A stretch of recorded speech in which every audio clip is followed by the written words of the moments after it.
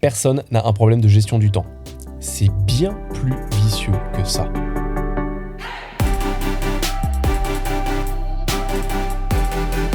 Il y a quelques mois, j'ai envoyé un email à mes clients et à tous ceux que j'ai coachés les dernières années, qui a vraiment fait réagir. Donc c'est pour ça qu'en fait aujourd'hui, je vais profiter de cet épisode pour te proposer un espèce de transcript de cette newsletter, de cet email. Car plus je la relis, plus je vois ce qui est vrai dedans. Et j'espère que toi aussi, tu verras ce qu'il y a vrai dedans. Allez, on démarre. Quand tu dis « j'ai un vrai problème de temps », mon premier objectif, ce n'est pas de te donner de meilleures astuces ou de meilleures techniques. Car, au fond, c'est vraiment pas le problème. Et je te le dis en toute sincérité parce que je suis tombé dans tous ces pièges. Pendant des années, ma vie était un tableur Excel. Quand j'ai démarré mon entreprise, je suis arrivé à un point où tout était millimétré. Dans mon agenda, il y avait les horaires de déjeuner, les horaires que je passais avec ma fille, les horaires que je passais avec ma femme, le sport, le moment que je prenais pour moi, les plages horaires où je pouvais prendre un café avec des amis ou avec des connaissances. Tout était millimétré. Et je me rends compte que ça, en fait, c'est une couverture. Aujourd'hui, quand quelqu'un me dit « j'ai un vrai problème de gestion du temps », et au fond, c'est le cas de beaucoup de mes clients qui sont... Alors, quand je dis de jeunes entrepreneurs, c'est pas forcément en âge, c'est pas forcément qui pensent à démarrer leur projet. Ce sont des personnes souvent qui ont déjà développé leur projet, qui commencent à bien tourner, mais qui sont dans les 3 à 5 premières années. Et c'est le moment où on fait souvent tout seul. Même s'il y a du monde dans l'équipe, on a toujours... Enfin, je peux pas dire toujours, mais on a régulièrement du mal à déléguer. Moi, ce que je veux découvrir dans ces moments-là, c'est ce qui se cache derrière le problème de gestion du temps. Car si tu avais un objectif clair, disons que ton objectif est d'aller à l'aéroport, c'est l'analogie, la métaphore que je fais dans cet email. Si ton objectif c'est d'aller à l'aéroport et de prendre un vol pour Paris, pour Londres, pour n'importe où, disons pour Londres, tu n'aurais aucun problème à gérer ton temps. Si demain je te disais que tu as rendez-vous avec Emmanuel Macron, le président, à 9h à l'Elysée, le lundi 17, alors je sais pas si c'est, je dis au pif, je sais pas si c'est un lundi, mais lundi 17 avril, je suis prêt à parier que tu n'aurais pas de problème de gestion du temps et que tu serais à l'heure. Tu es sur le point de sortir de chez toi pour aller à la voiture. On dit que tu vas à l'aéroport. Et donc tu vas conduire à l'aéroport, et là il y a quelqu'un qui te dit « Hey, est-ce que tu as une minute ? J'aimerais discuter de quelque chose avec toi. » Tu lui réponds simplement « Non, je n'ai pas de temps maintenant, je suis en route pour l'aéroport. » À cet instant précis, ce que tu es, c'est un guerrier. Tu peux dire non. La raison, c'est ta mission. Je vais à l'aéroport. Et tu monterais dans ta voiture et tu irais à l'aéroport et peut-être que tu prendrais rendez-vous pour discuter avec cette personne plus tard. Tu n'aurais aucun problème à gérer ton temps. La raison, c'est que tu as une mission qui est spécifique. C'est clair. Tu t'es engagé. Les gens qui ont cela, ils n'ont pas de problème de gestion du temps car ils savent toujours à quoi dire oui et à quoi dire non. Je suis toujours déterminé à arriver à l'aéroport à temps pour prendre mon avion. C'est normal. C'est quelque chose envers lequel je me suis engagé. Si un appel arrive pour moi et que quelqu'un me dit « Tiens, il y a Arnaud qui est en ligne, est-ce que je peux te le passer ?» Je dis « Non, dis-lui que je le rappellerai depuis Londres. » Et si quelqu'un d'autre dit « Hey, est-ce que tu as une minute, j'aimerais te parler ?» Je dis « Non, je n'ai pas le temps, désolé, je suis en route pour l'aéroport. »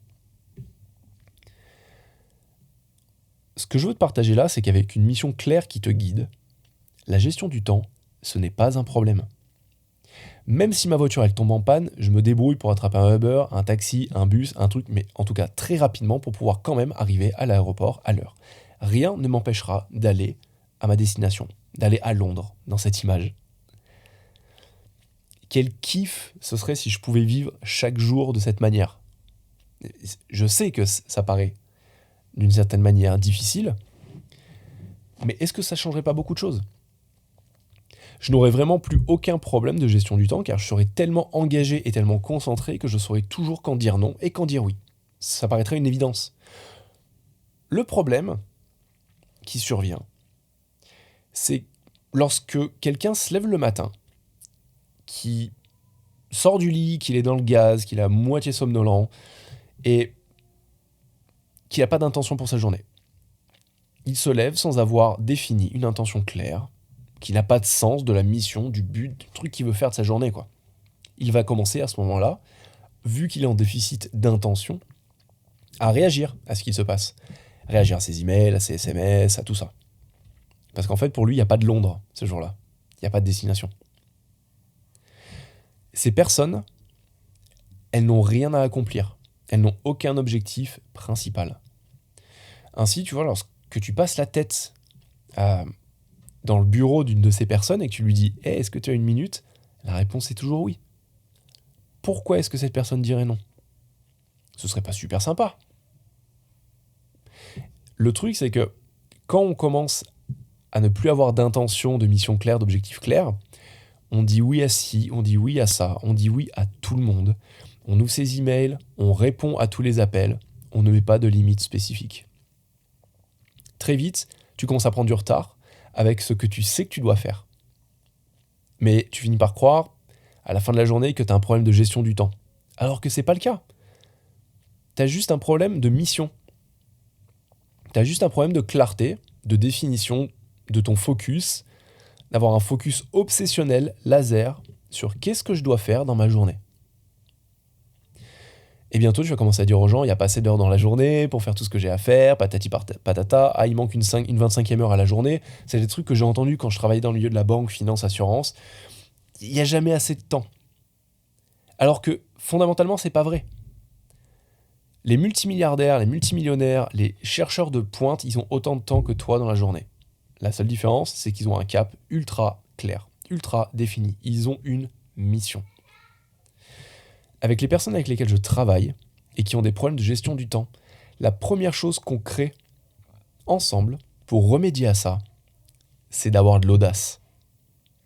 Ce qui manque toujours, c'est l'audace. La capacité d'être courageux, d'être fort, pour rester concentré sur la mission qu'on a nous-mêmes définie.